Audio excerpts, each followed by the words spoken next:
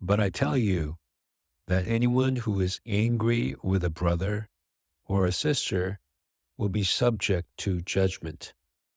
Again, anyone who says to a brother or sister, Raca, is answerable to the court. And anyone who says, you fool, will be in danger of the fire of hell. This is what Jesus said in Matthew chapter 5, verse 22. Angry hearts lead to angry words, and much worse. The hatred in a person's heart will come out as hatred in a person's words, and if not controlled, will come out as hatred in a person's actions. The word Raca comes from the Aramaic reqa, that means good for nothing or stupid. Saying Raca is the same as saying you fool. Both are the result of an angry heart.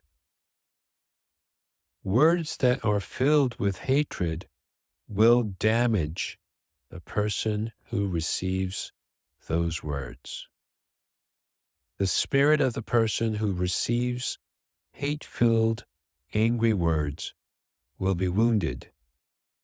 Victims of verbal abuse carry bruises and scars inside them, and they often lead to physical and mental diseases and death. Being angry and speaking angrily are two different things. All of us get angry, and sometimes our anger is justified. Someone did something wrong to us, and we get angry. That is normal. That is what is supposed to happen. Like God, we desire justice. But being angry does not mean we can or should speak with anger. When there is anger in our words can hurt and kill. And we do not want our words to hurt or kill. We want our words to heal and bring life. Like God, we desire justice. But God is the judge over all. God, at the right time, will judge everyone. God will decide whether or not someone had a wrongful heart, said or did something wrong. God knows our hearts, our thoughts, and everything we say and do. Only God can judge perfectly. Have peace, knowing that God knows, and there will be a time when all who deserve punishment will be punished.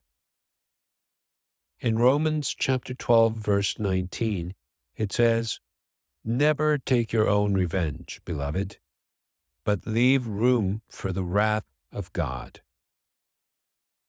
The wrath of God is much more than the wrath of our anger-filled words. The wrath of God is just. We cannot imagine how terrifying the wrath of God will be. It is not our place to judge. God will judge. Let your anger go.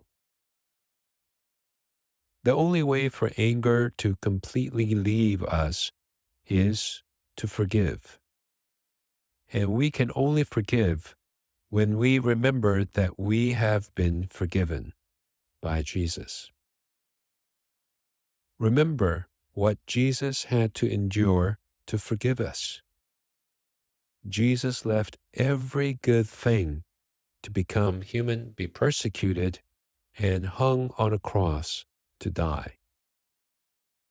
Jesus endured all of this so that we might be forgiven of our sins, so that we would not be punished by being eternally separated from God.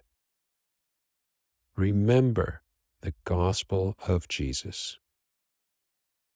When we go back to Jesus, we can begin to let go of anger and move our hearts toward forgiveness. Speak when your anger is gone, when you have forgiven.